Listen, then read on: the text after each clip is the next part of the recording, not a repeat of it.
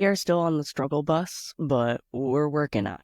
We're working on it. This is what I completed in February 2025. All of the dramas I completed in February of 2025. It is less than what I completed in January because we are, again, still on the struggle bus. But I think March is going to be a good month. I think March I'm going to be completing a lot of stuff. I need to complete a lot of stuff. This is going to be a video that's on the shorter end because in January I think I completed 5 things.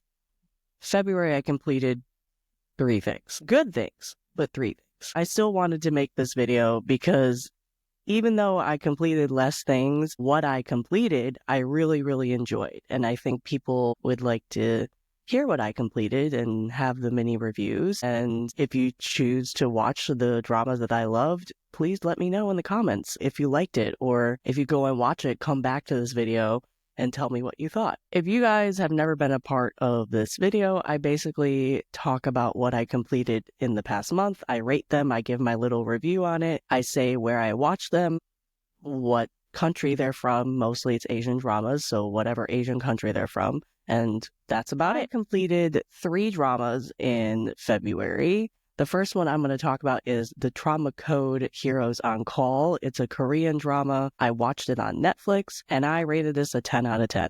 I should have completed this in January, but I was a little late on starting it, so I wasn't able to complete it until probably the first couple days in February, and I absolutely loved it. I usually skip medical dramas, honestly. Medical dramas usually don't work for me, but I think I watched the trailer or something, and I was like, oh, this is a little more action-packed. In my mind, like, the medical dramas I know I won't like is Hospital Playlist. I tried it and I dropped it because it was a little slow moving. If I can find medical dramas that are more fast-paced and action-packed, like Trauma Code, I probably like them better because I usually like crime stuff and like action stuff. Trauma Code was a win for me because I absolutely loved it. And now that I liked that medical drama and I know I like those types of medical dramas, if you guys have any recommendations in terms of a fast-paced medical drama from whatever country, please let me know in the comments because I would love to watch them.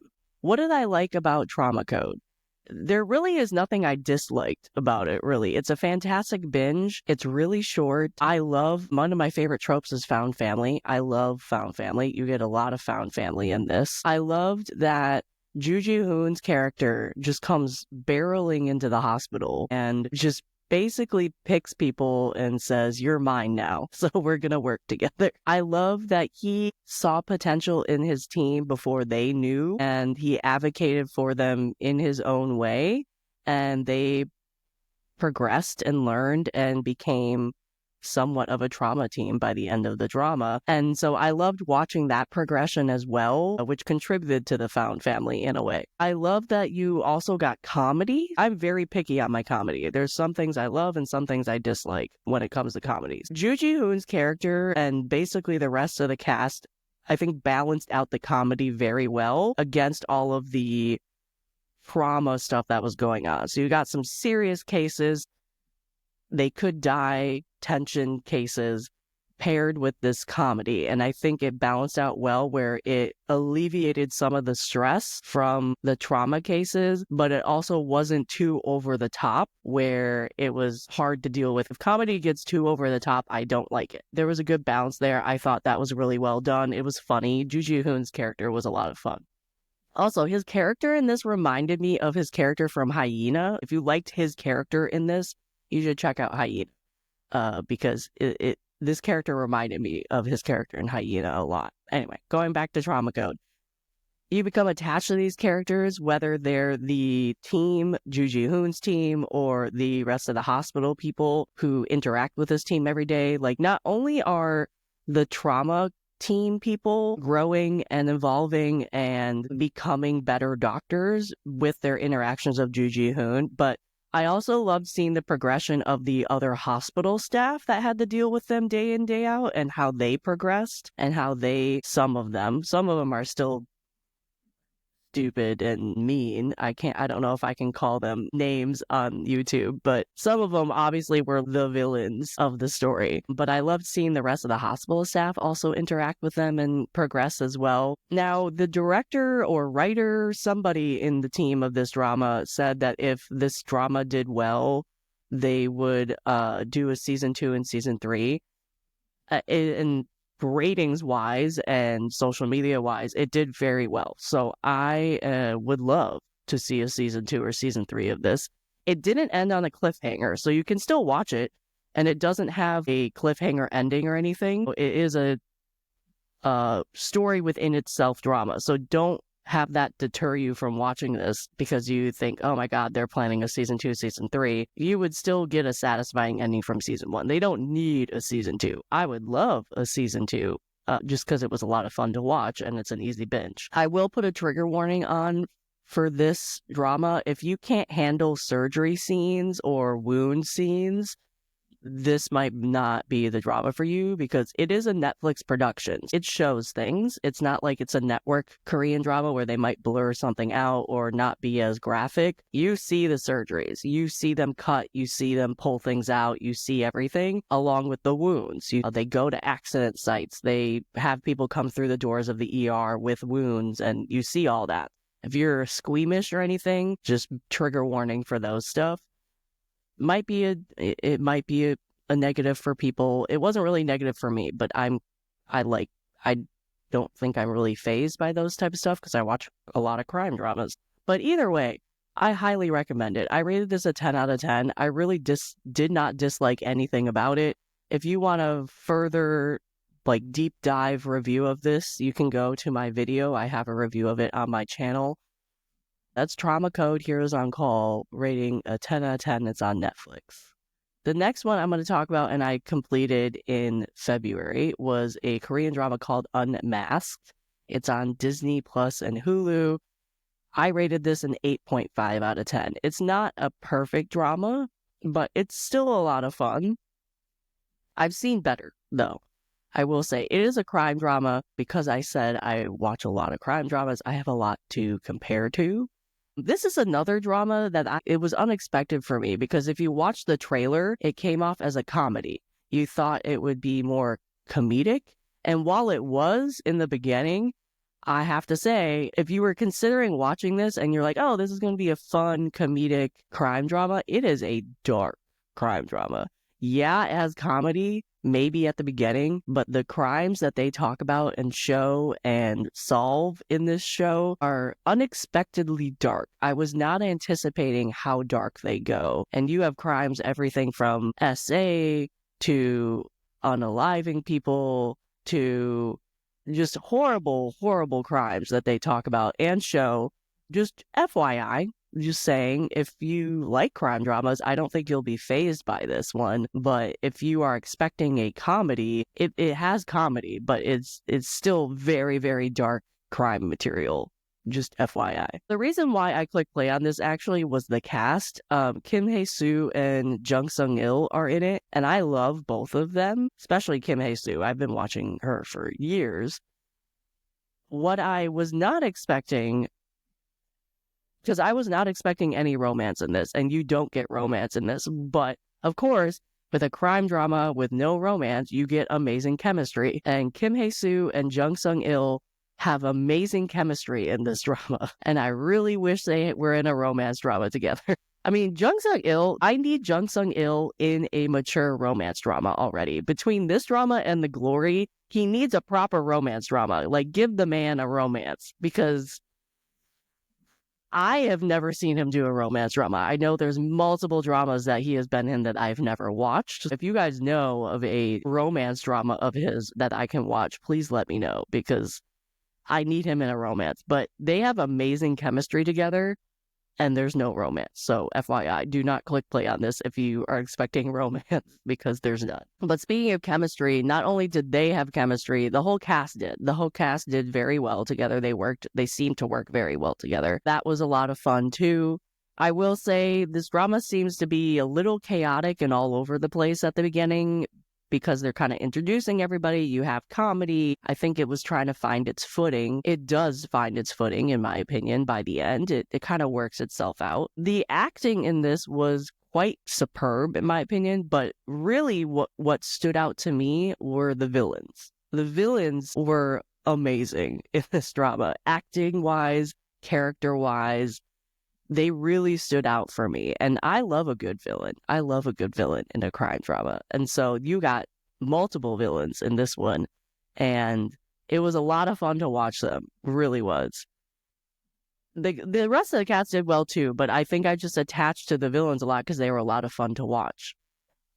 One of the reasons why it gave it an 8.5, I wish we got more background on the main cast, mainly Kim Hae-soo and Jung Sung-il's characters, because that is who the show gave a little background for, but I feel they kind of skimmed over everything. They didn't go as in depth as I wanted them to go, where you got the gist of their background, but I feel like they could have dug deeper into that. The rest of the cast, you really didn't get a lot of background on it. It was mostly just them two. I wish they could have gone deeper with their two characters' background, but also kind of wish we got some background on some of the other supporting cast a little bit. This drama definitely left it open for a season 2. Like there's a cliffhanger at the end of this, like a blatant cliffhanger for this. A predictable one, honestly, I will say, but it's a blatant cliffhanger. If you don't like that type of thing and that type of setup at the end of a drama where they blatantly are like, oh, we're going to leave this dangling here, so we are going to do a season 2, you won't like this drama because it is a blatant cliffhanger. I would watch a season 2, though. I think I would check that out. That was Unmasked, the Korean drama. You can watch it on Hulu and Disney+. I gave it an 8.5 out of 10. And lastly, the last drama that I completed in February is one you guys are probably not going to be surprised about because I think a lot of people watched this and a lot of people loved it, and that was Study Group. It's a Korean drama. You can watch it on Viki. I gave this a 10 out of 10. This is why I wanted to do a short video, because two of the three dramas I completed in February, I absolutely loved and rated a 10 out of 10, and there was no dislikes. Study Group was that other drama. I knew going into this drama I would like it just because of the trailer. I also am a huge fan of Hwang Min-hyun, so he being in it was a plus for me. But I will say, even though I knew I would like it, I did not anticipate how much I would love this drama. I enjoyed this drama immensely, loved it from beginning to end. Hwang Min-hyun's character was a highlight for me in this drama. It's a fantastic drama. I loved his duality, his character's duality, Hwang Min-hyun's character's duality, from like 1 minute he's a cutie just wanting to study things, and the next he's like pulling off his glasses and punching a guy through a door. I mean, it was amazing how his acting could turn on a dime. It was really, really fun to watch. Per usual, also, it has a trope of found family. I love found family. Again, it's kind of like the Trauma Code, where Hwang Min-hyun's character is running around this school collecting people like their Pokemon, wanting to join this study group, and then also once he has this study group of characters, them fighting through the school affect other people in the school. Their vibes of wanting to study and support and go up and against these bullies flows throughout the school, really. That was a lot of fun to watch. I loved the progression of that. As I said in Trauma Code, I love the progression of how this group impacted the rest of the school and everything like that. I also loved rooting for the underdogs. I always root for the underdogs when there's a story in that concept. You always root for the underdogs, and it was a lot of fun to watch them fight and progress and improve on both like their studying skills but also their fighting skills, and it was, you root for them. You can't help but root for them, really. The supporting characters and the actors and the cast were great in this too. Like, Hwang Min-hyun obviously stood out because he was the lead, but the supporting cast and the supporting actors gave depth to the story, and also they were a lot of fun to watch. Some of the characters were out there and crazy, and I thought it was very well acted. I loved how the drama also kept that feel of a manhwa, where during the fight scenes, they added graphics and they added special effects to make them stand out a little more. And the camera angles, it was in slow-mo. It was like I was watching a comic book on some level, which I thought was a unique aspect of it, and I liked that a lot. I loved that within the fighting ability and the fighting scenes in general, you got amazing cinematography. The cinematography was beautiful. It was really great. And then you also got to see, adding back to the manhwa thing, Hwan Min Hyun's character. I'm sorry if I'm butchering his name. He had these special powers. It was really like special martial arts that he learned. I think they were called forbidden moves or something that he would pull off. I thought that was unique because, again, it went back to like the manhwa comic book aspect of it. I thought that was cool. Trigger warning, it is very violent. I will tell you that. I mean, it's a story about a kid fighting through his school to get to the top. I mean, it's going to be violent. You might not like that if you don't like that thing, but if you are looking for a drama that, yes, is very violent, but is also fun, I think again, when I was talking with the Trauma Code, this had a lot of comedy in it, very unexpectedly. So I thought it, again, balanced the comedy and the violence very well. So I have not watched Weak Hero yet because from the clips and like the scenes I've seen on TikTok, it looks like very, very anxiety filled and very sad. You know what I'm talking about. I want to watch it because there's season 2 coming, but I was expecting that type of same feel and vibe when it came to Study Group, just because Weak Hero was the first one that came out. This is not Weak Hero from what I've seen in terms of the scenes on TikTok. This is a little more playful and a little more upbeat than what I assume Weak Hero is. If you're having click play on Study Group because you think it's going to be the same thing as like Weak Hero, click play on Study Group. It's not. It does not have that same sad vibe that I get from Weak Hero, but I do need to watch that show. That was Study Group. Watched it on Viki. I gave it a 10 out of 10. It was a lot of fun. It was probably my highlight of what I watched in February, really. Trauma Code and this. Again, because I both rated them a 10 out of 10. But that's it. That's all I completed in February. I have a lot that I want to complete in March and also what I want to watch in March. So we'll see. I have to get my act together here and actually watch stuff.